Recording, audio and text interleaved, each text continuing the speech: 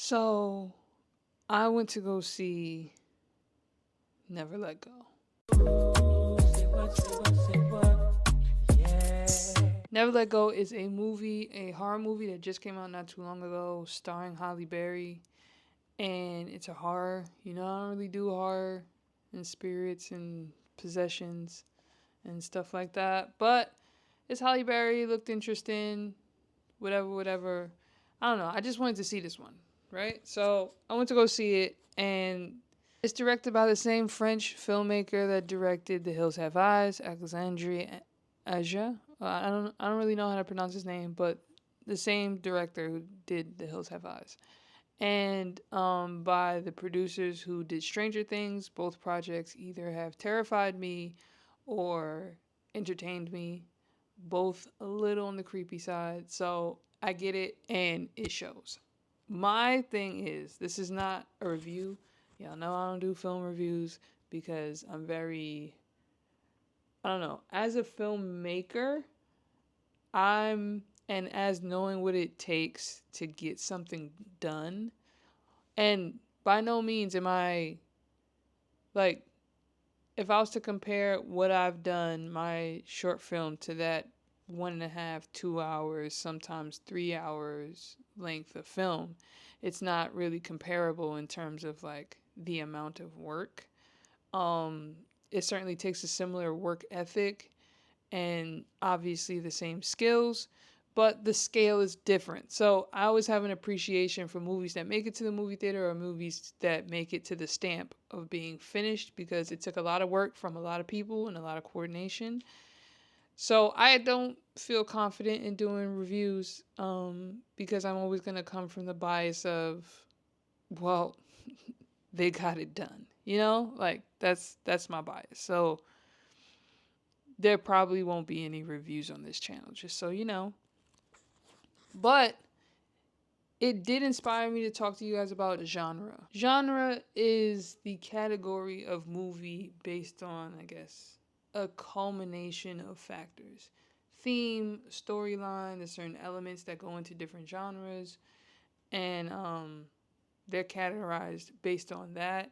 The look of the film a lot, because like you can't really take what's considered a rom-com and make it look like a horror, and then it's going to give the same feeling. Like, you're probably going to confuse the audience without the audience even really realizing that they're confused.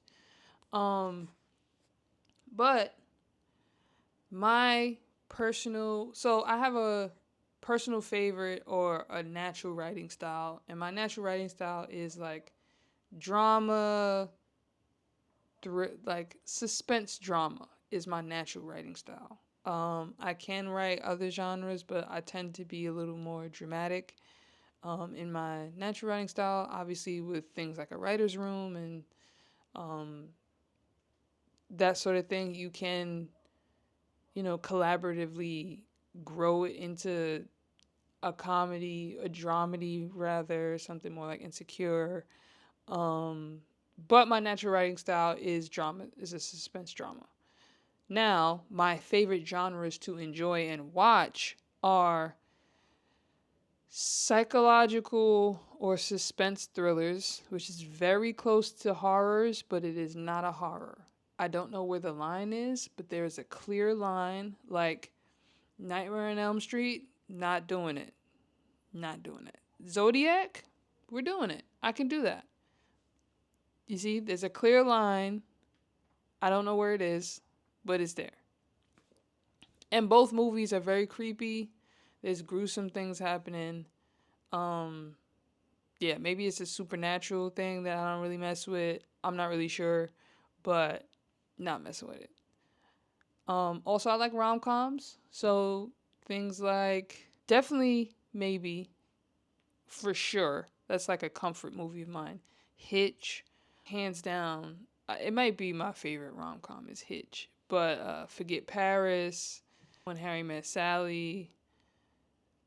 There's like a list of rom coms that I've seen. Brown Sugar is my favorite. There's a list. Boomerang. The third one would be, and this is like my top three go tos depending on my mood. Action comedy was one, but I don't know. I feel like, and this is just me, my opinion, a lot of action movies I've seen haven't really gripped me into the plot, and that's like probably because the action world in terms of like cinema is really not really coming up with anything fresh. They're kind of like using old IP, and by IP I mean like intellectual properties. So like Transformers, um, just brands we know, right? They're using intellectual properties that we already know, we've already seen, and reimagining them, adding more story.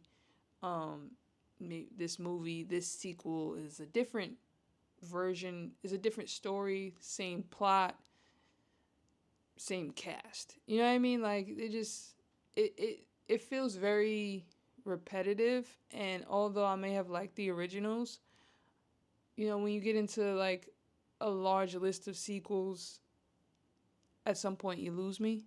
And that's fine because you lose me, but you gain other people, other generations, that sort of thing. And that's fine if that's what you want to do. I'm just saying that that genre has taken less of my attention, and a lot of more of my attention has been going towards like dramatic comedies. So if you start from the beginning, like in pre-production, in the script itself, I'm going to be talking mostly about post-script, but in the script itself, you can put a lot of like, I guess, things in the script to like alert the filmmaker of the mood you're trying to set. So like, after you start a new scene, you have to do the whole setting. In that paragraph or whatever you're talking about, um, in that paragraph of like setting an action and everything, you're talking about what music is playing. You're talking about the environment you're in. Is it lightly lit? Is it dimly lit? That sort of thing. You can not put it in the script and leave it to the um, discretion of the filmmaker. That is also done as well. But in terms of what's going on in the script, you can set the tone of like how you want things to be. Do you want it to be a little cooler, a little warmer? Like, what are we talking about? And that helps for the treatment and post production and production and shot list and blah blah blah, and like how you light the scene and everything. So the next thing is when you get into your treatment, now we're talking about what genre is this and how it's going to be lit. So there are things that are lit very dramatically because it's a dramatic movie. Like, even though it has lighthearted moments, it'll teeter between the two of like dramatic and non-dramatic. However, you don't want to go all the way far dramatic if it still has comedic elements in it. So things like Insecure, you wouldn't necessarily light like The Godfather. Like, it doesn't make sense. It's a like The Godfather virtually has no comedy in it, and Insecure is a comedic drama. So these are two different things. And also like then you have things like suspense thrillers who are like Disturbia and things of that nature, which I think Disturbia is technically a horror, but like Disturbia, Zodiac, Get Out. And all of these are kind of lit kind of similarly. Now the color grade and everything is different, but the lighting in terms of like contrast. So you see how this side of my face is lighter than this side of my face, but it all seems kind of, well lit. You can still see what's going on this side of my face. That's what I mean by contrast, right? Okay. So, um basically highlights versus shadows. When you're doing something different, like a rom com, we're talking about Definitely Maybe. We're talking about Hitch. We're talking about Brown Sugar. All of these are very lightly lit and lit more like what you see in this video. Very light contrast, if any at all, evenly lit, a lot of sunlight.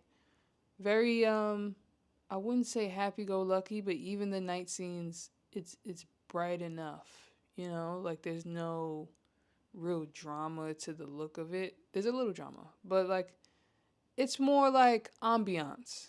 Then you get your practicals, which you get warm lights and you get tungsten, which is warm. But yeah, so that's a whole different thing, which is based on the key lights. So I have, right, this is lit by my window, which would be part of my key, and then I have a light right here, which adds to it on both sides of my face, because if I turn this light off, then this will be darker.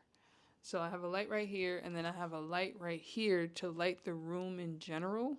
So that is also lighting this side of my face. If I was to turn that off, the look would be different. That's my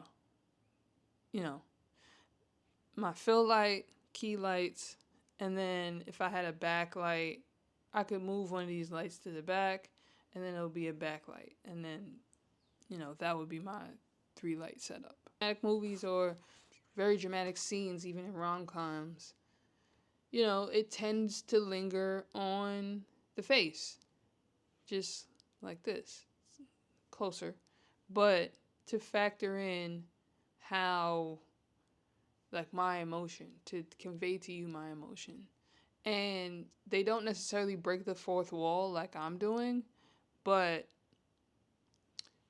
they're looking in the direction of the camera, and then it's supposed to be like they look past you, so right past you is the actor that they're responding to, or the environment and that sort of thing. It happens a lot in horror movies. It happens a lot in dramatic scenes in a rom-com. There's always a heartbreak somewhere, so it happens a lot there. It happens a lot in overall dramatic movies, like in The Godfather.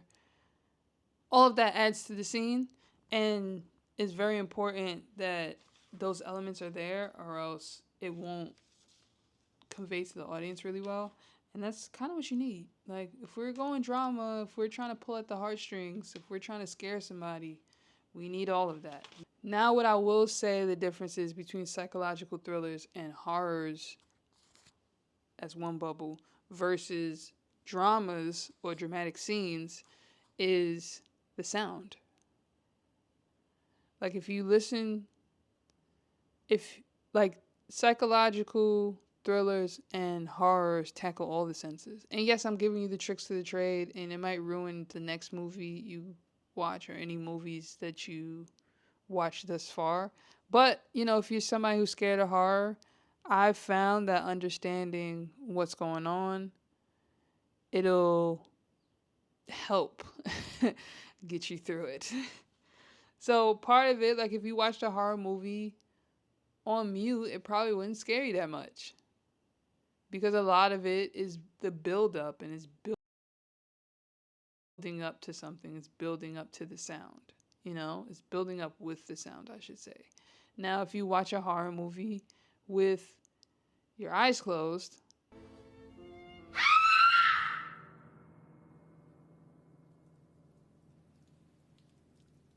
Give me a hand here.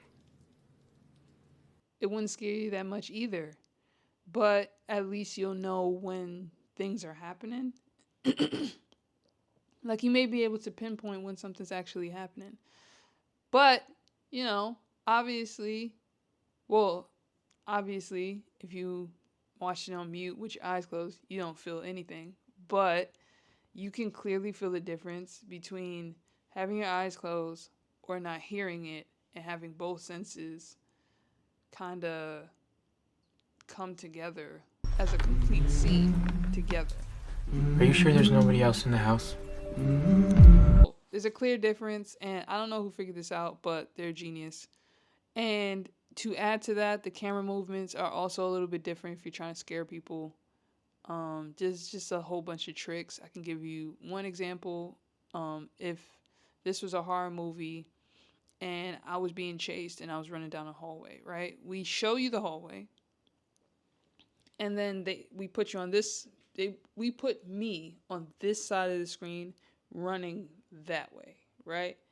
Run, right?